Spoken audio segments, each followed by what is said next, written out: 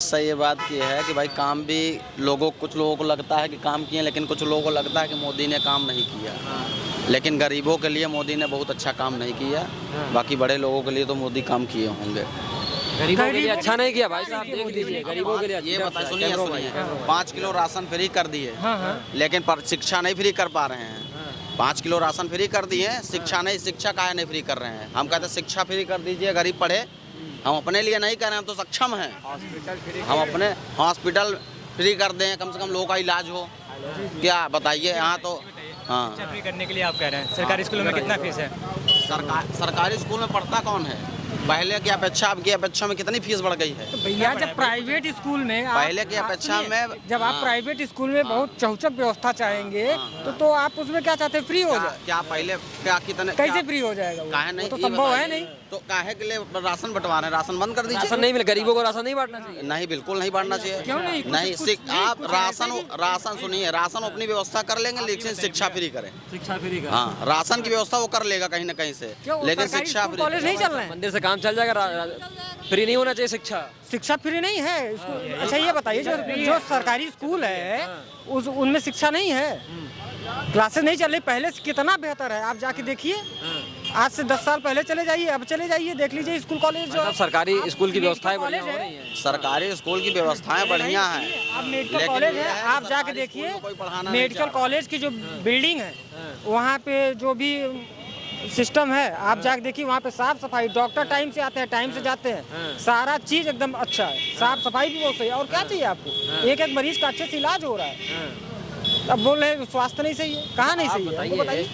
आपने कहा गरीबों के लिए मोदी जी काम नहीं कर रहे हैं, किसको देख रहे हैं विकल्प के रूप में? मोदी जी का विकल्प आप चले आइए गांव में, दिखाते हैं। जितने गांव के लोग हैं, जितने भी भाई जितने गरीब तबके के लोग हैं, सब परेशान हैं। उनको केवल उनकी भूख मिट जा रही है, लेकिन शिक्षा तो मिल नहीं रही है। कितने बेरोजगार देख रहे हैं, कितने बेरोजगार आपको बताएं, कितने जो है बेरोजगार टहल रहे हैं। पानी पूरी बेच रहे हैं, चाट बेच रहे हैं, चाउमीन बेच रहे हैं। अच्छे पढ़े लिखे रोजगार नहीं है, पढ़े लिखों से ज्यादा कमा रहे हैं, वो बता दे रहे हैं आपको। रोजगार नहीं है सर, वो स्वरोजगार है। गवर्नमेंट उसके लिए पैसे देती है आपको, सेल्फ एम्प्लॉयमेंट के लिए। वो स्वरोजगार है, आपको मिल रहा है, लोगों को मिल रहा है। व्यापार करने के लिए जो मोदी जी की योजना है, आप वहाँ से लोन लीजिए, व्यापार करिए, तो ये सब नहीं दिख रहा है, इसीलिए तो दे रहे हैं ना।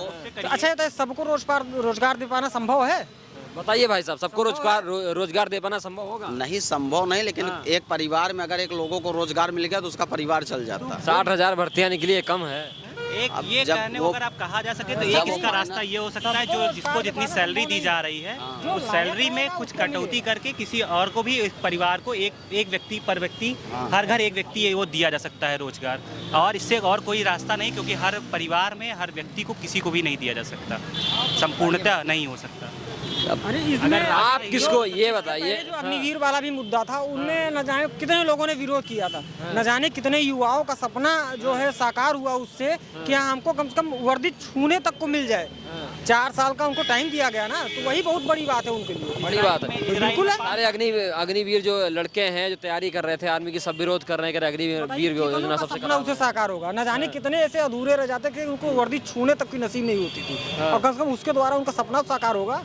देश की सेवा तो करेंगे वो, एक दिन 1 घंटे की सेवा ही बहुत होती है। छोटी सी बात है, अग्निवीर कर रहे हैं, जो सैलरी पा रहे हैं, कुछ सैलरी जहाँ तक है सेविंग्स करता ही है, हर व्यक्ति सेविंग्स करता है, कुछ सेविंग कर लिया होगा। हाँ, आने के बाद अगर आप कहते हो वहाँ से निकाल दिया गया, पहली बात तो निकाला नहीं जाता, अगर मान लीजिए वहाँ से हटा दिया जाता है तो भी उनके पास एक कुछ पैसे होते हैं जिससे वो अपना कुछ भी गुजारा करा जा सकता है। अगर धरती पे आपको मनुष्य तन पाए हैं तो आप इतना तो कर ही सकते हैं, अगर आपको जीने के लिए व्यवस्था आप स्वयं कर सकते हो।